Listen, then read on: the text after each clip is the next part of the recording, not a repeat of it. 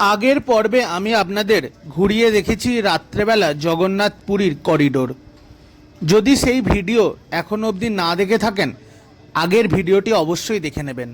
আমি চ্যানেলের আই বাটনে এবং ডেসক্রিপশান বক্সে তার লিঙ্ক দিয়ে দেব। এখন ঘড়িতে সময় সকাল 4:30 পেরিয়ে গেছে।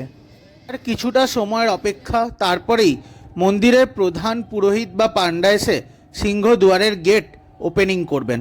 তারপর প্রাত আরতির সাথে সাথে খুলে যাবে জগন্নাথ দেব দর্শনের জন্যে লাইন।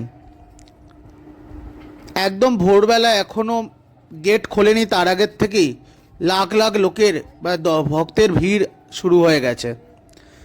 আপনারা যারা একদম ভোরবেলায় ভগবান দর্শনের জন্য আসবেন, তাদের প্রথমে কিন্তু গেট ওপেনিং হওয়ার পরে 4টে 4:30 যখনই খুলুক, তারপর আপনার গেটের ভেতরে ঢুকতে পারবেন।